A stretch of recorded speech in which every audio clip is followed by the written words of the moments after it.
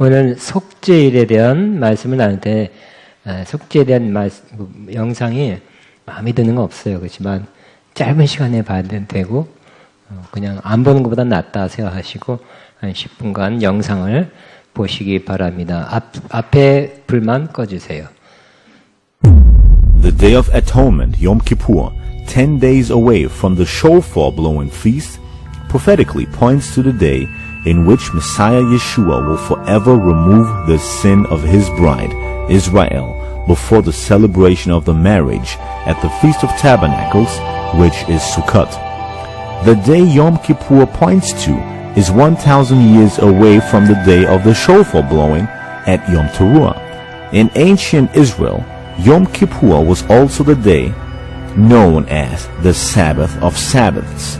These holy days coming to pass on the 10th in the fullness of the 7th month, where there was daily and personal sin, guilt, trespass, and peace offerings offered up on the altar by the priest for the individual who brought his or her sacrifice to secure Yahweh's mercy and forgiveness.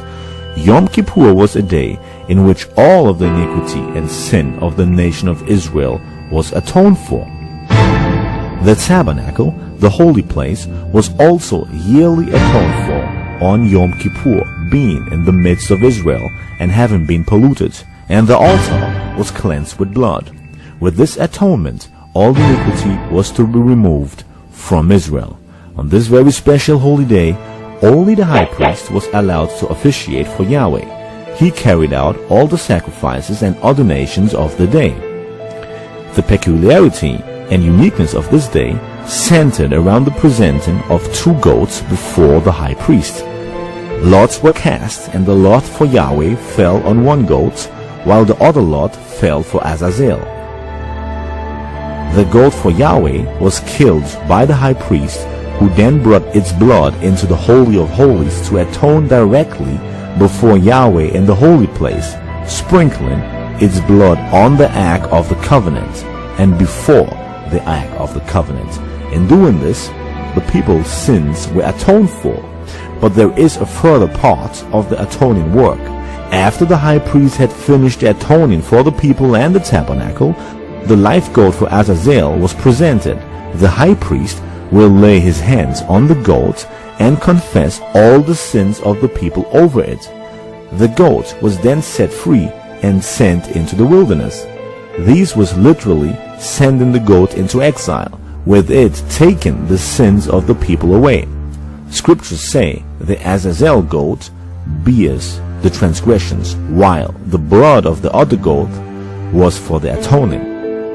Let us look at some terms here and gain further understanding. In Hebrew, Yom Kippur is the day of Kippur. Kippur is a form of the Hebrew root word kapar, which means to make atonement or cleanse. Yom Kippur thus becomes the day for purging, better yet, atonement. The Ark of the Covenant had a lid, which in the Hebrew is termed kaporet, and will mean the place where atonement is made. The rendering of mercy seat in our translation does not quite properly fit the true concept of its meaning. Thus we see how the blood of the 1 goat on which the lot for Yahweh fell was brought in here for the atonement. The other goat, the one for Azazel, was the one that physically removed the sins out of the camp of Israel. Some see the word Azazel to mean the devil, but this cannot be the case, as the sins were confessed over it and it bore Israel's sins into the wilderness. Nowhere in scriptures do we read of our sins being borne by the enemy of mankind. The term Azazel, a not so common Hebrew word, finds more of its meaning in complete removal, just then as in the 103rd Psalm that speaks of our sins being as far from us as the east is from the west because of Yahweh's compassion. So does this part of the atonement remove our sins from us as the goat is banished into the desert.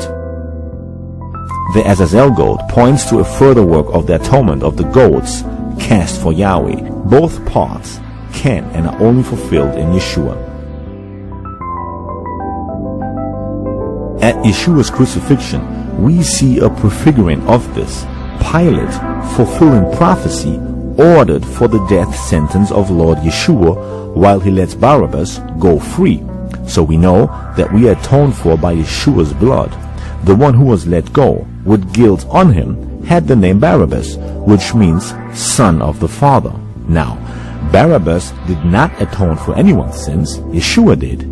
But the event is a typological outlook of the atoning work of the Lamb of God. Not only did Yeshua completely fulfill Passover with a sacrifice, his atonement for us is also a type and shadow of Yom Kippur.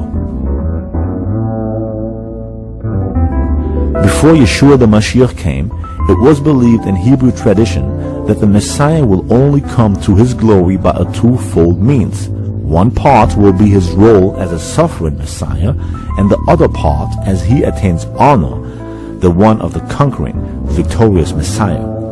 The role of his persecutions and sufferings was then clearly seen in the story of Joseph, who was hated and persecuted by his brothers and then sold into slavery. The Messiah is thus termed Mashiach ben Yosef, which means Messiah, the son of Joseph, indicating the trials he will have to endure. His glorious advent is seen in the parallel to and in King David, the only king of Israel who successfully ruled the United Kingdom of Israel and observed the Torah unto his death.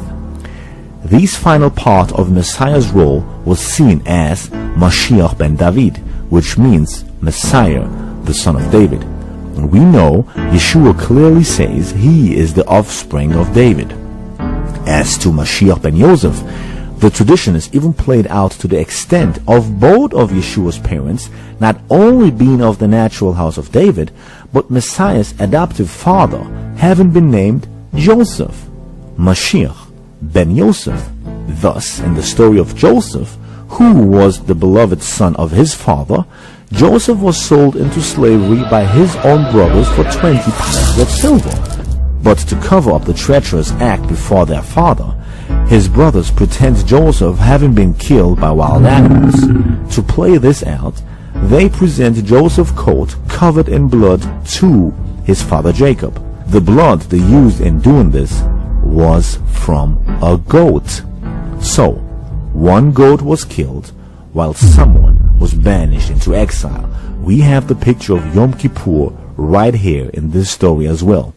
Joseph, unknown to his brothers, rose to great fame in Egypt. He was made the most powerful man next to Pharaoh in the land, and even given the name Safnat Paneah, which means something like Savior of the world.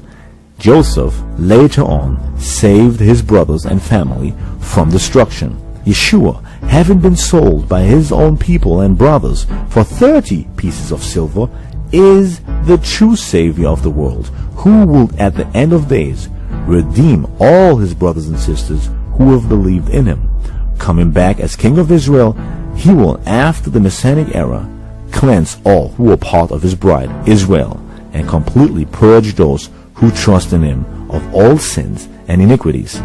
This purging happens before the Feast of Tabernacles, Sukkot, can take place. Sukkot represents the ingathering of the nations and also depicts the marriage supper of the Lamb before eternity. We have said elsewhere that the Feast of Jubilee, the 50th year, which is seen as the acceptable year of Adonai and the year of freedom, is the time where all debts were cancelled and property fully restored.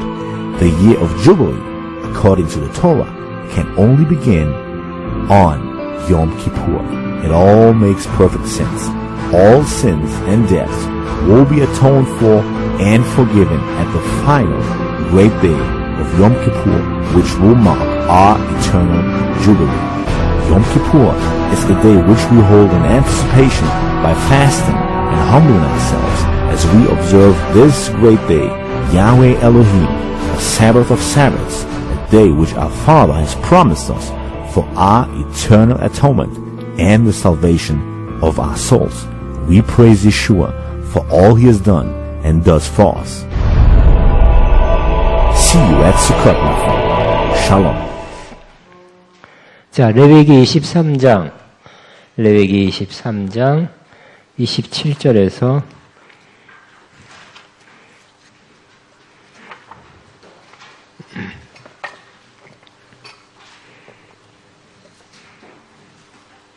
손 든 사람만 주세요. 강요 안 합니다. 다 손 안 든 사람 다 앞으로 걷어주시기 바랍니다.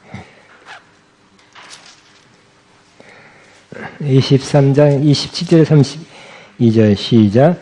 일곱째 달 열흘날은 속죄일이니 너희는 성회를 열고 스스로 기록해야 하며 여호와께 화제를 드리고 이 날에는 어떤 일도 하지 말 것은 너희를 위하여 너희 하나님 여호와 앞에 속죄할 속죄일이 됨이라. 이 날에 스스로 기록해 하지 아니하는 자는 그 백성 중에서 끊어질 것이라.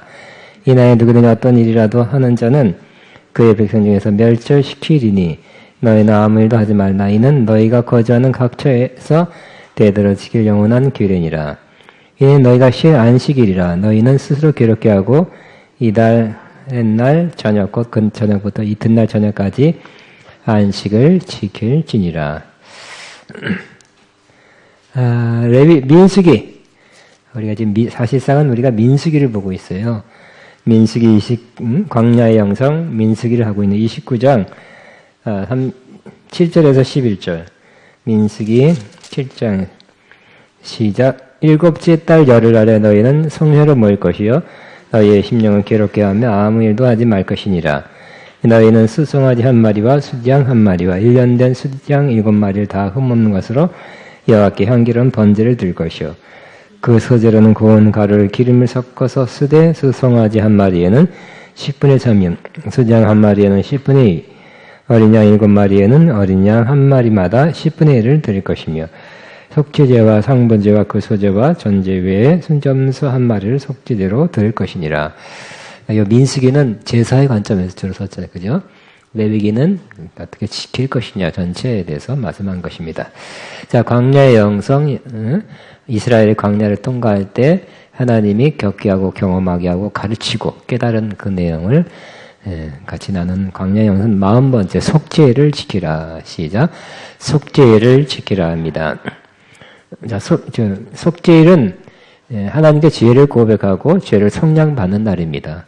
그러니까 히브리어는 염하 키프림, 아까 욤 키프 했는데 더 정확한 건 염하 키프림이라고 합니다. 이는 감싸준 날, 덮어준 날, 숨겨준 날입니다.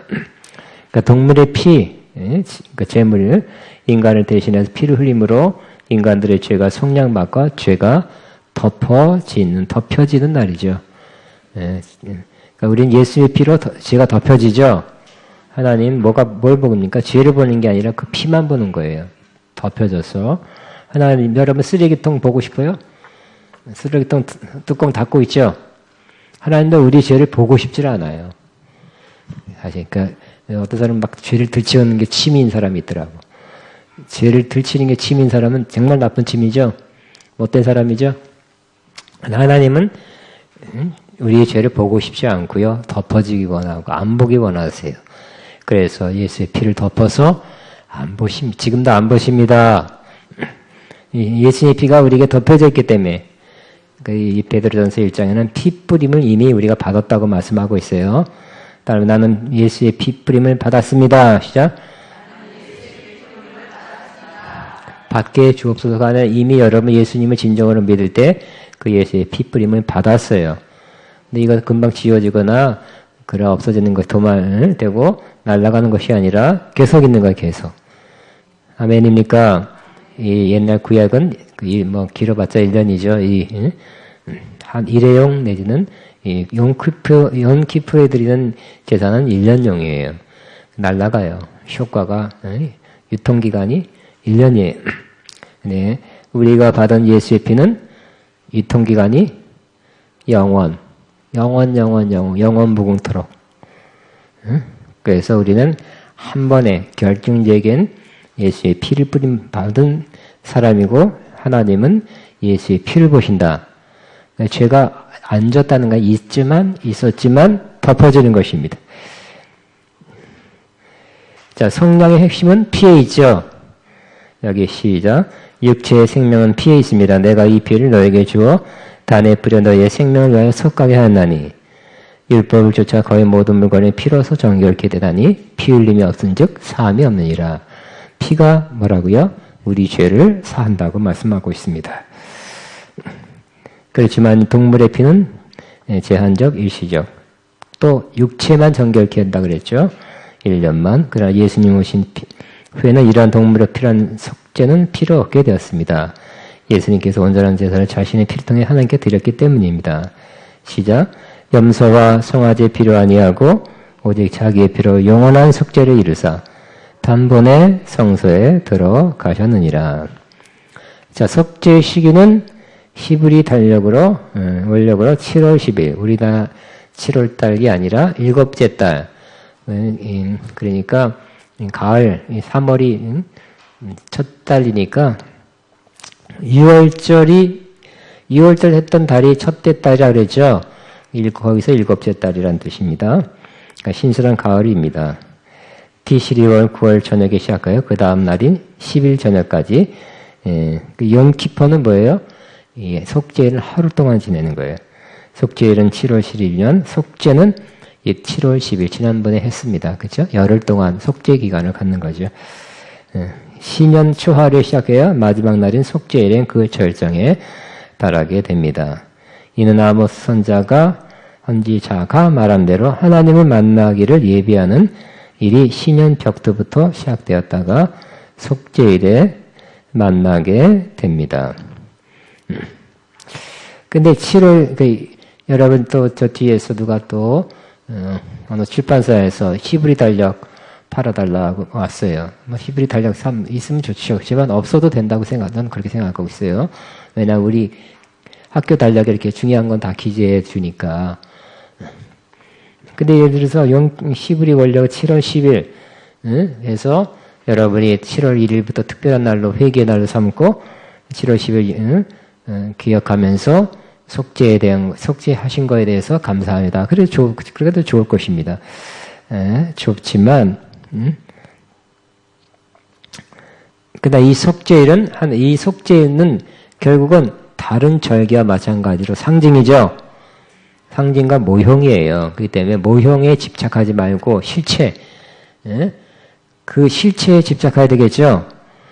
그러므로 그 날짜가 언젠가 또 살펴봐서 아이고 다가왔네 하고 그 날짜를 지키고 그 날짜에 또 회개하고 고백하고 또 뭐 7월 1일이라는 나팔 불고 또 회개 기간 열흘 동안 갖고 또 재물 살까요? 염소? 얼마 가나 요즘? 그런 재물 번거롭다. 또 누가 잡아? 누가 잡을까요? 돌아가면 잡을까요? 누가 잘 잡게 생겼나? 근데 그렇게 안 해도 된다는 거죠. 그렇게 하지 않고 하나님 모형과 그 그림자로 받으셨어요. 그 날짜 사실 지켜서 예수님을 기억하고 예수님이 이렇게 위해서 십자가에 못 박혀 죽으셨다. 속죄를 위해서 피 흘렸다. 이렇게 하면 참 좋은 건데 또 그 날짜에 중요시하고 어떻게 구약적인 것을 바라보고 구약적인 것을 다시 재현해서 지키려고 한다면 또 지키는 건 지키고 못 지키는 건 못 지키니까 대체 그 염소를 못 잡겠고 그러니까 뭐 헌금을 한다든지 꼭 그러지 않아도 된다는 거예요. 아시겠습니까? 그래서 이 염키퍼를 대하는 우리의 자세는 뭐예요? 염키퍼가 왔을 때는 감사합니다. 우리를 위해서 속죄를 이루신 양을 기억하거나 불쌍하다 양 뭐 이렇게 생각하는 것이 아니라 예수님을 기억하고 예수님의 속죄를 감사하고 받기에 줘서가 아니라 받은 것을 감사하고 그렇게 해야 될 것입니다. 아멘. 근데 이 또 날짜도 일곱째 달 10월 10일이 아니라 사실 성령 안에 있으면 언제라도 염키퍼가 되는 거예요. 속죄 날이 되는 거예요. 그죠? 그러니까 성령은 이 날짜에 얽매이지 않는 거예요. 제가 오늘 전할 메시지 중에 하나가 중요한 것 중에 하나가 성령 안에서는 인간의 날짜를 날짜에 제한되지 않는다는 거예요. 어떤 사람은 7월이 아니라 3월에 될 수도 있고, 어떤 사람은 1년 동안 안 할 수도 있고, 성령께서 하게 하시는 거예요. 예? 어떤 사람은 회개를 6개월 했다 그러면 그것도 맞는 거죠. 그죠? 철저하게 회개했다는 사람이 있는데, 그러나서 영적인 걸 확 열렸대요. 그것도 6개월 하게 하면 하는 거죠. 성령이 하게 하시면 하는 거예요. 하루가 아니라. 그렇다고 해서 매년 하는 것도 아니에요. 매년, 사실 이 용키퍼는 구약에서 매년 했지만 지금 사실 용키퍼는 매년 할 필요 없이 한 번 겪는 거예요.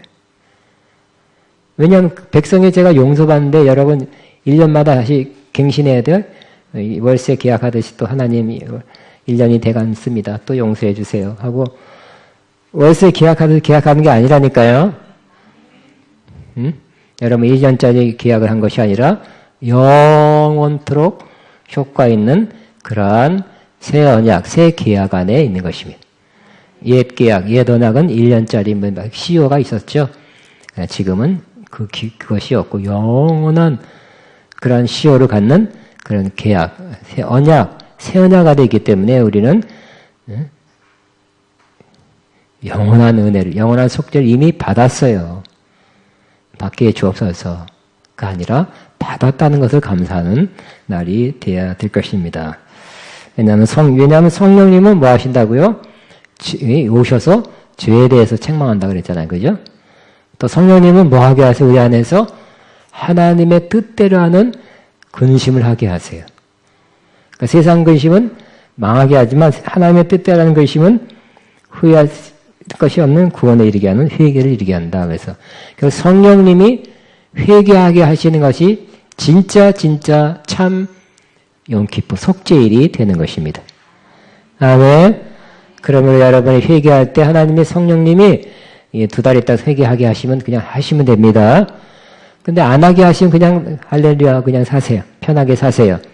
또 7월 1일 됐으니까 또 해야 되고 아이고 이날에 슬퍼야 되는데 왜 눈물이 안 나오지 하고 초상집에 곡하는 사람 돈 주고 사듯이 그렇게 흉내낼 필요 없습니다. 그 성령께서 지적 안 하고 깨닫게 하지 않다면 여러분 평안과 기쁨을 누리고 살게 되고요. 여러분이 한 달 있다가도 깨닫게 하시면 하나님 성령 깨닫게 하시는 것을 받아들여서 감사한 마음으로 회개하시면 될 것입니다. 그럼 속죄를 어떻게 지키는가? 속죄를 지키는 방법은 유대 전설에 의하면 속죄일에 아담이 회개했다고 합니다. 하나님의 명령에서 불순종해서 선악과를 따먹은 아담은 곧 이어서 자기 죄를 깨닫고 회개했다고 합니다. 아브라함이 할례를 받은 날도 속죄일을 합니다. 모세가 금송아지를 만들고 우상숭배한 자들을 처벌하고 죄를 용서해달라고 하나님께 간구한 날이 속죄일이라고 합니다. 다 구전 전승이에요. 또 이날은 대제사장의 지성소에 들어간 날입니다. 대제사장도 1년에 한 번 속죄일에 지성소에 들어갑니다. 하나님께서 백성들에게 속죄일을 지키는 방법을 오늘 말씀에서 말씀하셨습니다. 첫째는 뭐라고요? 아무 일도 하지 말라. 오직 성회로 모이라고 말씀하셨고 23절 32절에는 속죄일을 쉼의 안식일, 즉 안식일 중에 안식이라고 했습니다. 가서 쉬어야 된대요. 오직 뭐만 일하지 않고 오직 구약 같으면 속죄 그것만 몰두하는 날이에요. 그 다음에 두 번째는 스스로 괴롭게 하는 날이래요. 그래서 마음 아파하며 고민하면서 하나님께 제사를 드리라는 말씀입니다. 그러니까 이 구약들을 지키면 또 그날 되면 아파해야 돼. 오늘까지 하하호호 하다가 어저께까지 막 좋다가 또 그날 돼서 하하호호 하기 참 어렵죠. 어렵고요. 그러니까 그렇게 또 해야 돼. 그러니까 또 가짜 아픔이 나올 수도 있고요. 진짜 아픔이 나올 수도 있겠죠. 어이고. 자, 마음 아파하며 고민하면서 하나님께 제사를 드린 날이에요. 그러나 진심으로 한다면 좋겠죠? 그러나 이미 했다면, 이미 진심으로 온전한 회개하고 온전히 속죄에 대한 확신이 있다면 또 끄집어내서 해야 할 필요가 있을까요? 그러니까 구약 같으면 해야 돼, 그래도. 근데 구약은 사실 깊은 곳에서 회개가 잘 안 되는 거예요. 어느 정도까지 되는 거예요. 자, 다시 읽겠습니다. 레위기 16장 30절. 이날에 너희를 위하여 속죄하여 너희로 정결케 하리니 이 모든 죄에서 너희가 여호와 앞에 정결하게 하리라. 그러니까 회개만 하는 게 아니라 정결케 되는 날. 좋은 날이죠? 네. 있는 보다도 주의 흘리신 보혈로 희게 씻어주옵소서. 시신 받길 원하는 마음으로 왔다가 그 제사를 드리고 제사 드린 걸 보고 용서 받았습니다. 감사합니다. 정결케 되는 날이기 때문에 이 속죄의 날은 굉장히 좋은 날이죠. 여러분 제일 기쁜 날, 가장 마음속에서 깊은 기쁨이 있었을 때는 언제 있었을까요? 아마 그 중에 하나가 죄 용서 받은 날이죠. 주의 말씀 받은 그날 참 기쁘고 복되도다. 이 기쁜 마음 온 세상에 하리라. 기쁜 날 주 나의 죄 다 씻은 날 늘 깨어서 기도하고 늘 기쁘게 살아가리. 기쁜 날 주 나의 죄 다 씻은 날. 진짜 용서받은 그 기쁜 날이죠. 이 기쁨은 뭐 어떻게 다른 것으로 대체해서 우리가 얻을 수 있는 게 없죠. 그러니까 죄사함이 가장 마음속 기쁜 것에서 우리에게 그 깨끗한 기쁨을 주는. 그러니까 속죄의 날 그것이 이루어지죠. 근데 이스라엘 사람들은 사실 뭐라고요? 제한적이라 그랬어요. 죄사함에 대한 확신했지만 히브리서에 보면 육체만 깨끗해졌다 그랬죠. 양심까지는 깨끗해 못했으니까 기쁜 날이 아니라 그러니까 덜 기쁜 날이에요. 그야말로 덜 기쁜 날. 육체니까 그 양심의 그 깨름직한 그 죄책감은 아직 남아 있어요. 육체는 그래도 많이 용서됐다는 건 있지만 덜 기쁜 날 이렇게 될 거예요. 자, 대사 드리는 스스로 영혼을 괴롭게 하기 위하여 이스라엘 사람들은 속죄일에 금식을 하거나 괴롭게 하나님 성경 말씀에 괴롭게 하라니까 금식하는 거예요. 금식할 때 조금 괴롭죠? 아니에요? 괴롭죠? 금욕을 하거나 또 자기 뒤에 나오면 또 뭐 자기 구타를 맞는 사람도 있어요. 육신을 괴롭게 하기에 하나님께 나갑니다. 제사 드리는 방법은 속죄일에 대제사장이 지성소에 들어갑니다. 대제사장은 성소와 지성소를 맡고 있는 휘장을 통하여 들어갑니다. 지성소는 오직 대제사장만 들어갈 수 있지만 대제사장도 7월 10일에 1년에 한 번씩만 들어갈 수 있었습니다. 오직 속죄일에만 하나님의 임재가 있는 지성소에 들어갈 수 있는 길이 열렸습니다.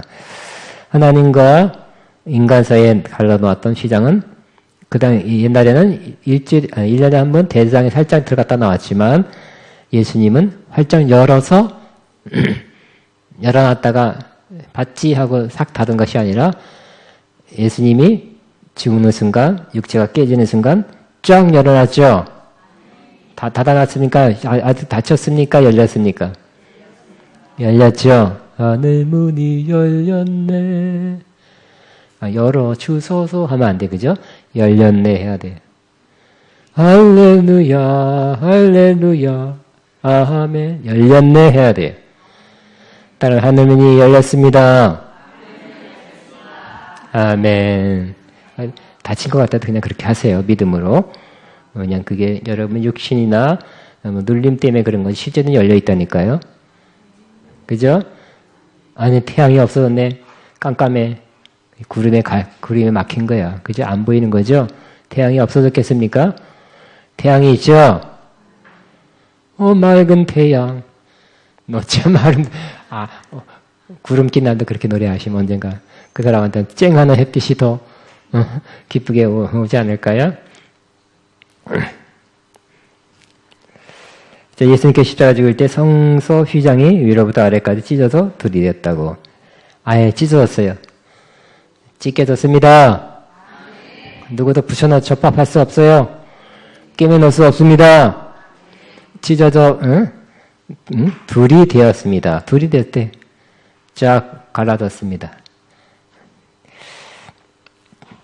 자, 히브리서는 시작. 우리가 예수의 피를 힘입어 성소에 들어갈 담력을 얻으나니 그 길은 우리 위하여 휘장 가운데 열어놓으신 새롭고 산 길이요 휘장은 곧 저의 육체니라. 그 휘장도 결국 예수님의 육체를 상징하는 것이었답니다. 예수님의 육체가 십자가 죽으실 때 예수님 육체가 결국 육체가 죽으시는 건데 그 순간 바로 갈라졌어요. 찢어져서 갈라져서 열려져 있죠. 집에 카텐이 있으니까 그러니까 양쪽으로 이렇게 하는 그런 카텐이라면 열려져 있다고 그렇게 쉽게 생각할 수 있습니다. 예수님께서 십자가를 치니 자신의 몸을 제사를 드린 후에는 더 이상 속죄제를 드릴 필요가 없게 되었습니다. 왜냐하면 주께서 죄를 위하여 한 영원한 제사를 드리시고 영원한 제사를 드렸기 때문에 하나님 우편에 앉아 계시기 때문입니다. 또한 예수 그리스도의 몸을 단번에라는 뜻은 영어로 once, 한 번에, for all, 모든 경우를 위해서 단 한 번에 끝내준 것입니다. 따라합니다. 예수님은 단 한 번에 끝내주셨습니다. 시작.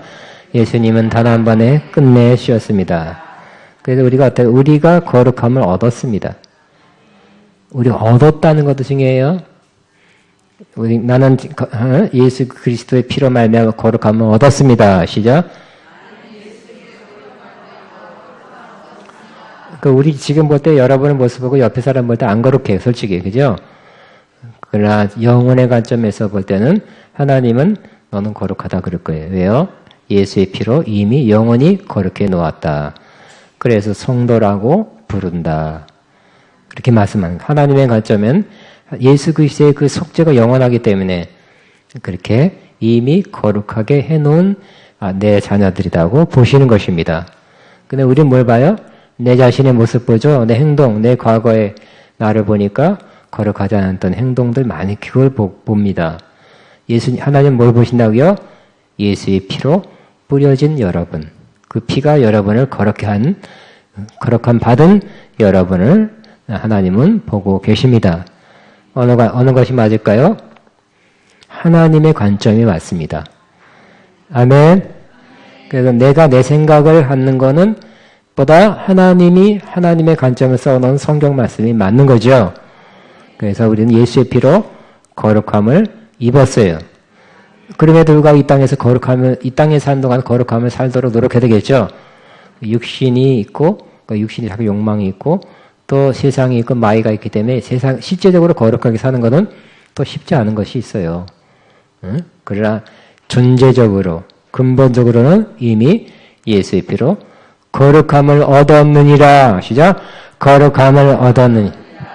그렇게 믿고 있어야 돼요. 아멘.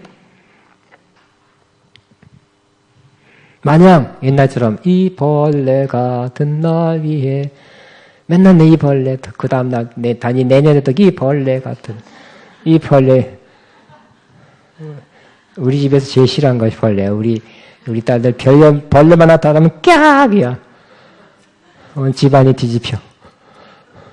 근데 맨날 내년도 이 벌레 같은 날, 그럼 매년 부르면 안 되겠죠? 예.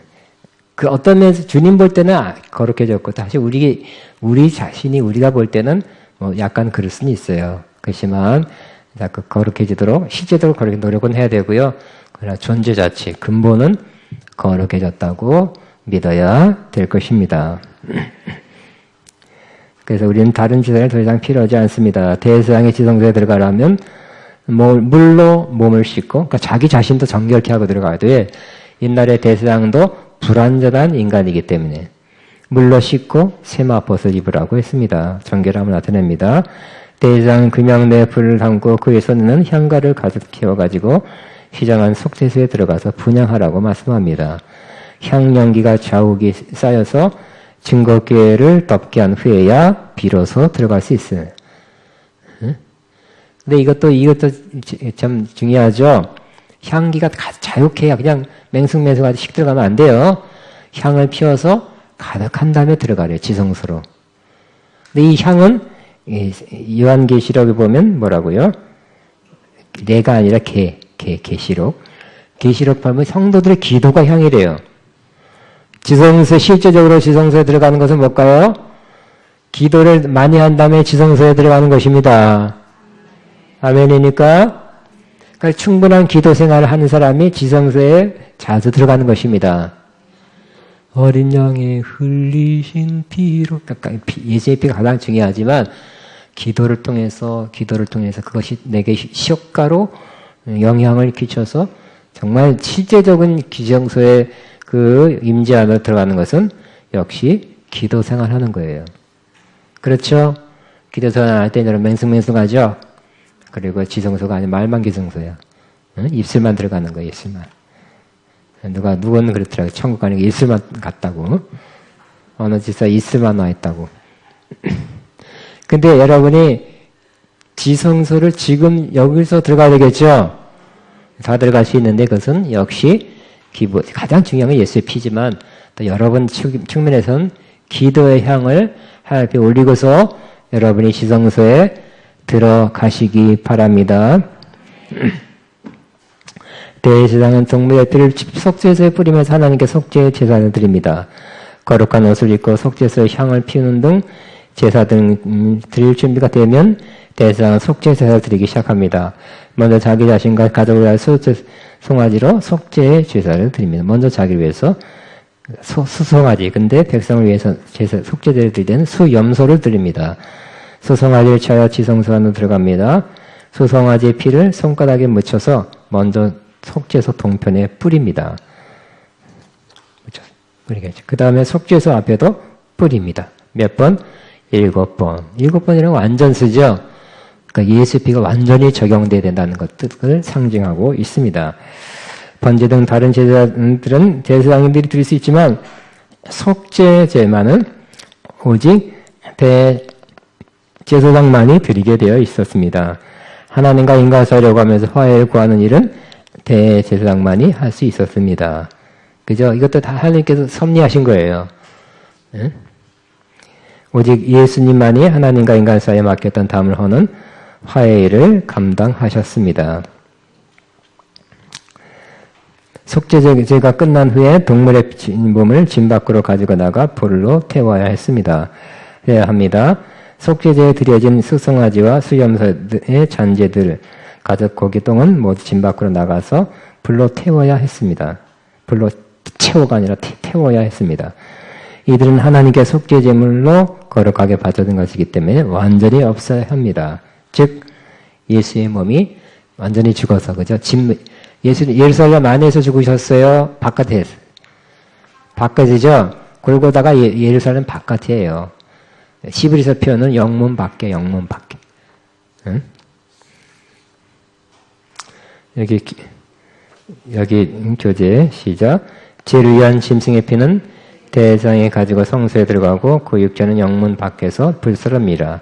그러므로 예수도 자기 피로서 백성을 거룩하게 하려고 성문 밖에서 고난을 받으셨느니라. 예루살렘 성전에 드린 속죄제. 이스라엘 사람들 절기 때마다 예루살렘 성전에 모여 각종 제사를 드렸습니다. 대제사장은 속죄일 일주일 전부터 집을 떠나 성전에 와서 준비합니다. 일주일 동안 불을 피우고 향을 태우고 희생제물을 드리고 피를 뿌리는 등 여러 가지 제사의식을 연습합니다. 연습 때 제사연 미국의 큰 교회 갔더니 그 당시에 제일 큰 거 갔더니 예배 연습이 있더라고요. 난 또 처음 들어봤어. 근데 그런 TV 이런 데 PD가 이렇게 뭐죠? 예를 들어서 노래하는 게 뭐라 하죠? KBS. 예? KBS 현관에서 사진 없고 그 노래하는 게 무슨? 예? 리허설인데 그 무슨 프로가 있잖아요. 지금 노래하는 프로그램. 응? 초저녁에 하는 거 있잖아요. 유명한 거. 노래하는 거. 예? 불의의 명곡. 얘들 불의의 명곡이라 쳐요. 그러면 그거 그냥 하는 게 아니라 연습한다니까. 리허설 한다니까. 그죠? 그 리허설 하면 또 PD가 와서 이건 이렇게 하고 이렇게 하고 뭐 어쩌고 저쩌고 할 거예요. 그리고 연습해야 되겠죠? 다 연습할 거예요. 우리 옛날에 장충체육관에서 집회를 할 때 보니까 요즘은 다 잊어먹어. 얼굴만 떠나. 유명한 테너 누구예요? 정말 유명해요. 뚱뚱한 사람. 박정호가 무슨, 우리한테만 유명하지. 엄정은 다음에. 요즘은 얼굴만 들으면 밑에 이름이 세상에. 한국 예술종합대학교 테너 교수인데, 아니에요. 그분, 임원균, 이분이 와서 장충체육관, 우리가 이제 그거를 보러 갔더니 자기도 무슨 행사를 하나 봐. 그러니까 거기 와서 혼자, 리허설 하는데, 하다가 또 그래요? 연습을 리허설을 하더라고. 근데 그분이 성량이 대단하더라고요. 물론 마이크를 통해서 들었지만 굉장하더라고. 압도하더라고. 근데 어떤 이렇게 보고 저렇게 보고 막 하더라고. 그런 것처럼 미국에 가니까, 미국에 제일 큰 게 그 당시에, 윌로 크릭 처치라는 게 가니까, 믿지 않는 자를 위한 그런 예배가 따로 있고, 믿는 자를 위한 예배가 따로 있어서 그런지, 그러니까, 시간, 너무 믿지 않는 사람 길게 하면 안 되잖아요. 그죠? 드라마도 있고, 뭐도 있고, 막 그런 예배를 위해서 리허설을 하더라고요. 그것도 괜찮은 것 같아요. 그죠? 그러니까 그것도, 저도 우리 한국에서는 그건 못 보던 거기 때문에 좀 신선하게 받아들였는데, 구약에 또 이미 리허설이 있었네. 그 제사장님들이 리허설을 해서 리허설을. 좋은 거죠?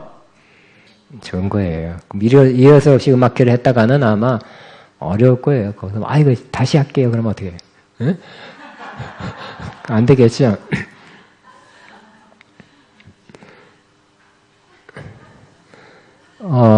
속죄일은 특별히 정결해야 한다고 말씀합니다. 먼저 몸을 깨끗이 씻은 뒤에 세마포옷을 입으라고 말씀합니다. 그래서 대제사장은 속죄일 하루 동안 몸을 5번 씻고, 있는 보다도, 이 노래 불렀는지는 모르지만, 보다도, 주의 흘리신, 이건 그때는 주의 흘리신 뭐이 안 나왔기 때문에, 물 가지고, 날 씻든지, 불 가지고, 날 으든지, 내 안가봐, 다 닦으사, 내 모든 죄 마소서. 그렇게 노래하면서 했는지 모르지만 하여튼 5번 씻었대요. 옷도 5번 갈아입을까요? 손과 발은 10번이나 씻었대요. 응? 그러니까 뭘까요? 진짜 위생적으로 씻는 거 아니라 그랬죠? 위생적으로 씻는 게 아니라 더 깨끗하게 해야 된다는, 완전히 그러니까 이 신앙적으로, 종교적으로 씻는 거예요. 완전히 깨끗하게 하옵소서 하는 그런 바람으로, 소원으로 그렇게 했던 것 같습니다. 속죄일에 대제사장만 제사를 지지 하는데 500명이나 되는 제사장들은 대제사장의 시중을 둡니다. 대제사장은 레위기 16장에서 명령한 대로 속죄제를 드립니다. 속죄에 드린 속죄제사는 다른 어느 제사들보다 절차와 내용이 복잡합니다. 그 중에 두 가지가 있습니다. 이게 2가지인데, 이게 지금. 첫째는 여호와가 야훼를 호칭합니다. 야훼는 원래 4개의 자음, 요것만 있는 거예요. 그러면 거기다 붙이는 거예요. 근데 왜 안 붙였을까요? 이게 뭐라 그래요? 자음이라 그러죠? 모음을 붙이면 읽어야 되니까. 하나님의 이름을 망령되이 부르지 말라는 십계명 때문에 이걸 다 붙이지 않아서 이게 자음만 갖다 놨죠. 그래서 이것만 또 전달해 오니까 이전에는 여호와 것이다 했는데 또 수십 년 전부터는 야훼가 더 맞는 것 같다. 학자들의 견해가 그렇습니다. 그래서 자음을 붙이는데 뭘 붙이냐에 따라서 야훼 혹은 여호와 되는데 야훼 쪽에 더 많은 학자들이 지지하고 있습니다. 근데 이렇게 하나님의 이름을 망령되이 부르지 않기 위해서 그냥 야훼니 여호와니 함부로 불러야 되니까 그러지 않기 위해서 그냥 돌려서 아도나이. 따라하면 아도나이. 그건 아도나이. 네, 모르겠어요. 나의 주님, 마일로우드의 마일로, 주님. 그 주님이에요, 주님. 우리나라 말, 쉬운 말로. 주님, 따라하면 주님. 하나님의 이름, 구약에는 이름 부르면 안 되니까. 우리 어렸을 때 얼마나 아버지 이름 한 번 안 불렀잖아요. 그죠? 창자, 금자, 우자, 뭐 이렇게 했잖아요. 그래서, 예, 구약성경에는 여호와란 말도 많지만, 그 주님, 아도나이란 말이 그렇게 많이 기록되어 있습니다. 이 제사장은 이날만을 야훼 이름을 10번이나 부른다고 합니다. 왜냐하면 제사장이 죄를 고백하면서 야훼라는 이름 부를 때는 장 밖에 있는 사람들은 얼굴에 땅에 대고 하다가 합니다. 그 이름이 복되도다. 야훼, 야훼, 야훼. 그날만 막 부르는 거예요. 야훼. 그럼 뭐 다 엎드려요. 납치고 엎드려서 뭐라고 시작. 그 이름이 복되도다. 그의 왕국의 영광이 영원하도다. 합창으로 수십만이 그냥 했을 때 막 우렁차게 들리겠죠. 대상이 한번 그걸 딱 듣고서 그 이름이 복되도다. 그의 왕국의 영광이 영원합니다. 하고 합창으로 하는 거예요. 또 이게 야훼도 좀 두꺼운 글씨로 쳐야 되는데 얇은 게 됐네요. 두 번째는 여호와와 아살에게 바친 두 염소가 이루어집니다. 이 두 염소를 행사가 있습니다. 속죄를 위하여 염소 두 마리를 취합니다. 한 마리는 여호와 하나님께 드리고 한 마리는 아셀을 위하여 광야로 보내집니다. 여호와를 위한 염소는 백성들의 죄를 대신하여 하나님께 바쳐지고 그 피는 속죄새에 뿌려집니다. 아셀을 위한 염소는 산채로 사람이 살지 않은 광야로 보내집니다. 광야로 보낼 때 그냥 가지 않고 안수하죠. 그래서 그 죄를 이 염소에게 전가시켜요. 그러니까 염소는 죄를 다 뒤집어 쓰는 거야. 나는 무슨 죄, 우리가 무슨 죄 졌습니다. 무슨 죄 졌습니다. 무슨 죄. 염소가 뭐야? 하는데 다 죄를 뒤집어 써요. 그 염소가 뭐가 충만해요? 죄가 충만해. 그래가지고, 저 광야, 감지 죽는 거죠. 물 없고, 땡볕, 그 광야 먼 데까지 보내줘요. 죽으라는 거예요, 죽으라는 거. 그냥 죽지 말고, 죄를 짊어지고 가서 죽어라. 따라합니다. 죄를 짊어지고 가서 죽어라.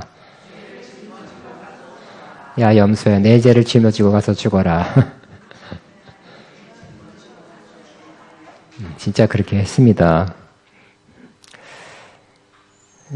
여기 시작. 아론 대제사장은 두 손으로 산 염소의 머리에 안수하여 이스라엘 자손의 모든 불의와 그 범한 모든 죄를 구하고 그 죄를 염소의 머리에 두어 미리 정한 사람에게 맡겨 광야로 보내질지니 염소가 그들의 모든 불의를 지고 무인지경에 이르거든 그는 염소를 광야에 놓을지어다. 죽는 거예요. 사막이니까. 아사셀은 뭐라고요? 완전 제거. 그러니까 그 전가된 떠맡은 죄가 어떻게 된다고요? 죽음으로써 완전 제거된다는 거예요. 할렐루야.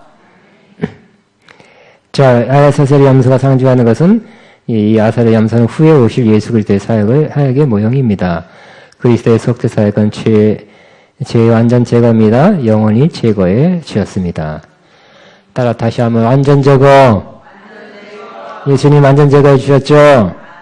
속죄해드리는 두 염소를 통해 일시적과 제한적인 성령의 일과 예수 그리스도의 영원하고도 완전한 성령의 일을 상징하였습니다. 그러니까 염소는 뭐예요? 아까 그 염소가 성전에 쓰인 것은 제한적인 제사를 상징하고 또 뭐라고요? 광야로 보내진 것은 앞으로 영원한 속죄가 이루어질 것에 대한 상징으로, 그러니까 두 염소가 각각 역할을 하면서 쓰임받게 됐습니다.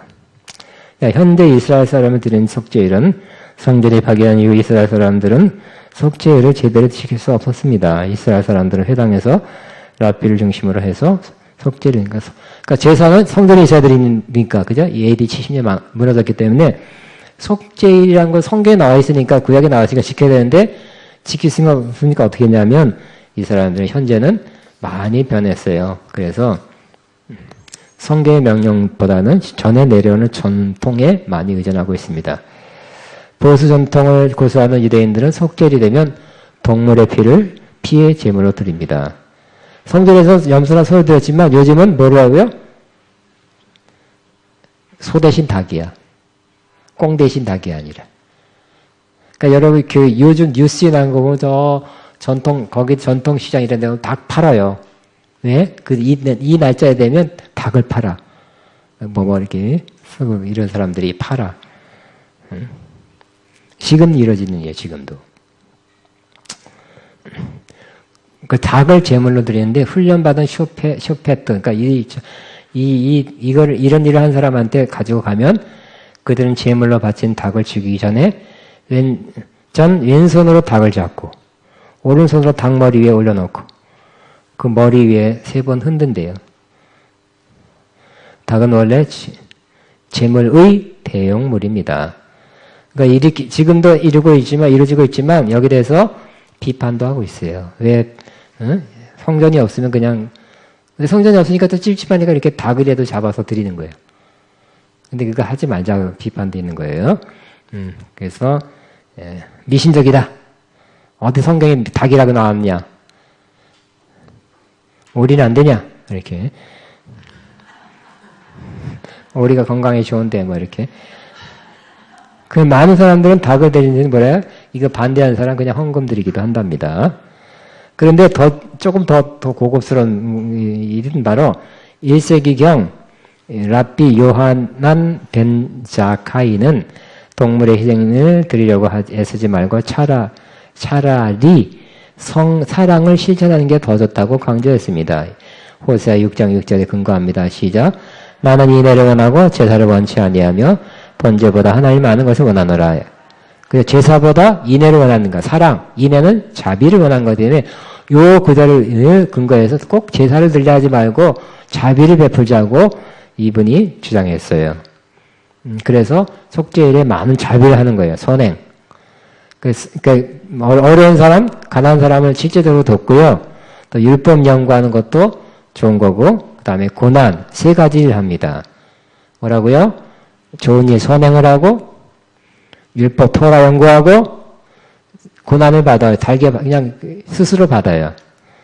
그래서 재미있어요. 여기 보니까 자기를 괴롭게 하려고 그러니까 요즘 어떻게 한다고요? 잠원에서 매를 맞아. 말코트를 하는데 대개 39대 매를 맞는데요. 39번 많이 들었죠? 보통 회당 근처에서 매를 때리는 일이 행해지는데 매를 맞고자 하는 사람이 코트를 입고 땅바닥에 누워있으면 다른 사람이 그에게 매질을 합니다. 고대 유대인들은 범죄자에게 육체적인 체벌을 가할 때 39대의 매를 때렸습니다. 고린도후서 11장 24절에 사도 바울도 이 매를 맞았어요. 즉 40에 하나 감한 매, 곧 39대 매를 맞았다고 증언합니다. 40대 되면 거의 죽는데요. 그러니까 안 죽을 만큼 거의 죽도록 맞는 거죠. 우리 해볼 사람이 있습니까? 없죠? 할 필요도 없어요. 일부 극단적인 사람은 자기를 괴롭히기 위해서 죽기까지 한 사람도 있습니다. 왜냐하면 성도에 죽는 것은 여호와께서 기증인 보신도다. 이 말씀에 근거해 또 그렇게 한다는 좀 빗나간 사람들이 있습니다. 다음에 현재는 회당에서 예배드리고 육체의 향락을 금하고 자세한 건 안 하겠습니다.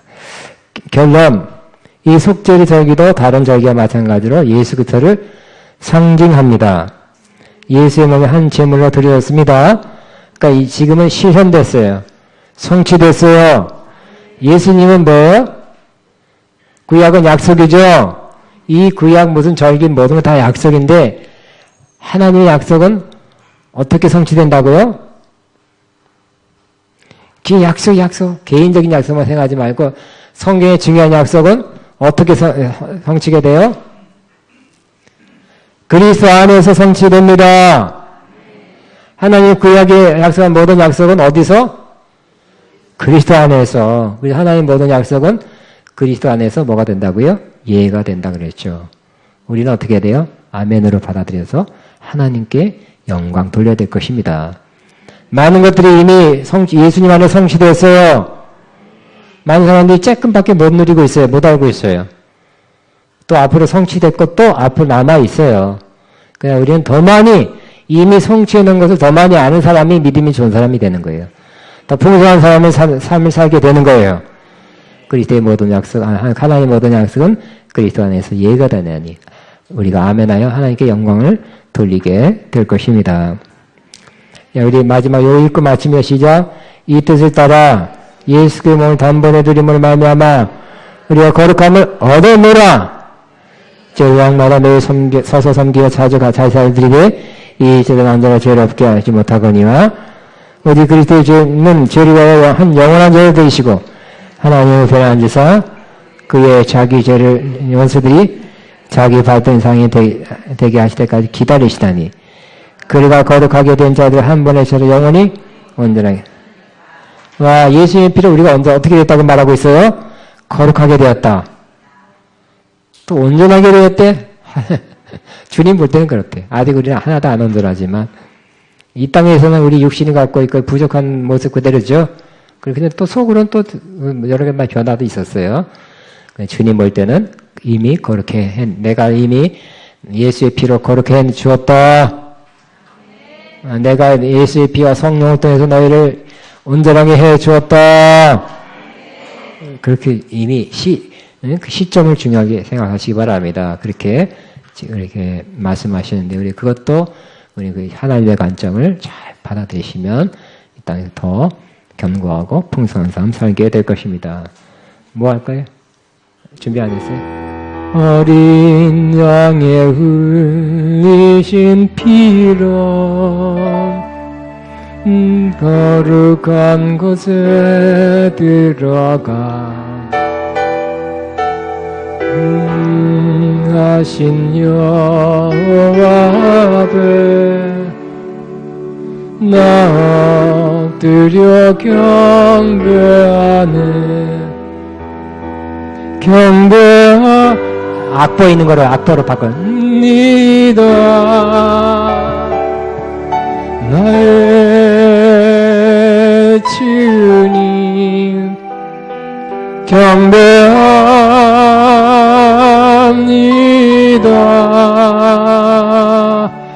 나의 주님 거룩하신 이름 높이리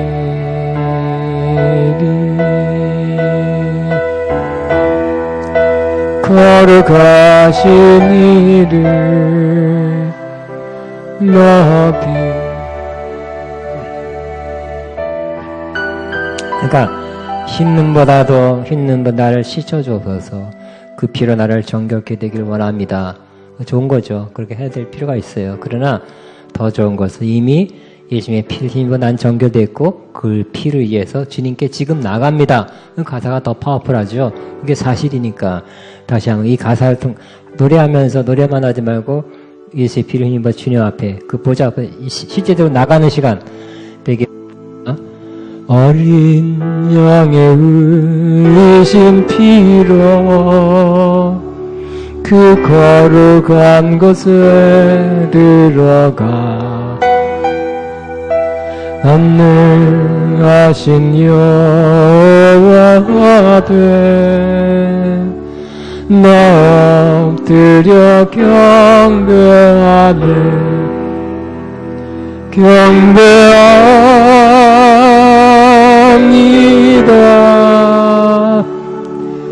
나의 주님 경배합니다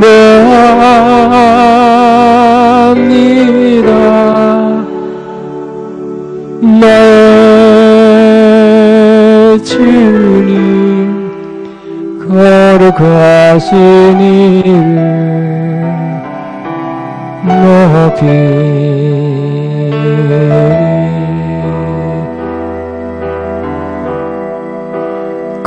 거룩하시니 다 일어나서 앞으로 나오면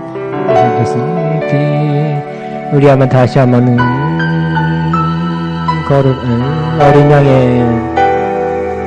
어린 양의 흘리신 피로 그 거룩한 곳에 들어가 전능하신 여호와 앞에 나아드려 경배하네 경배합니다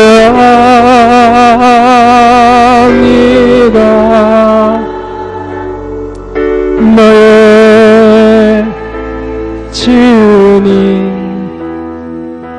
경배합니다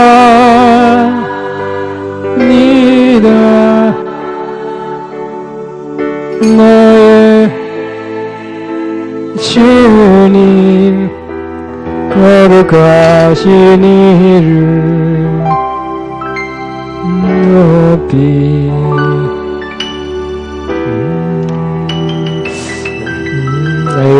그 다음에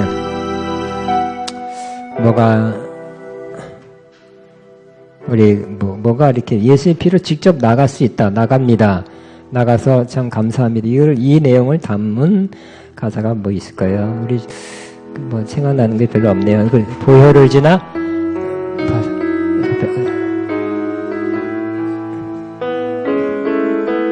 그다음에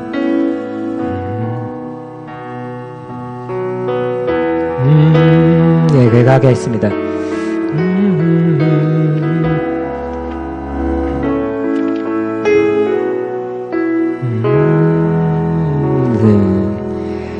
주의 보좌로 나아갈 때에 나 어찌나 할까 주의 순수의 십자가 내 영생을 명하네 주의 보좌로 나아갈 때에 나 여전히 부정하나 나를 부르신 주의 그 사랑 그것을 믿으며 가면 자격 없는 내 힘이 여니 오직 예수님의 보혈로 자격 없는 내 힘이 여니 오직 예수님의 보혈로